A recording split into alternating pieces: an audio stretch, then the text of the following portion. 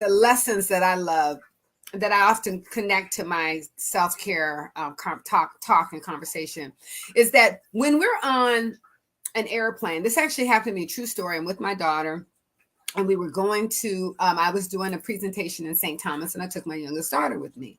And while we're on the plane, we're about to land, and the pilot gives, the stewardess gives their regular routine directions about if there's, we were taking off, and they gave us our instructions about if there's turbulence, or if anything happens, oxygen mask will drop down. And if the oxygen mask drops down, put it on yourself first, and then put it on the person that you're traveling with.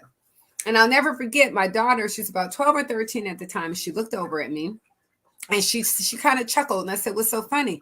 And she said, "Well, Mom, I already know you would put the oxygen on me first."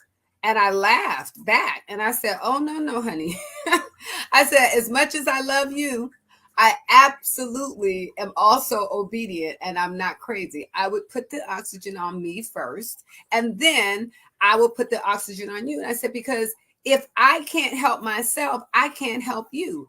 So oftentimes when it comes to self-care, if we don't prioritize ourselves, if we don't show that we have to carve out time for ourselves, that we have space in a room where, like I said, in a house, in a room where we can close the door and people have to ask for access to you. If you have no boundaries, then you're teaching others around you that your boundaries don't matter, that they can sort of come in and barge in and interrupt anything that you're doing at any time. So you're literally teaching them that you have no boundaries. So my daughter was under the assumption that I would do for her what I wouldn't do for me. And it was based on her experience of all the things that I have done for her over the years.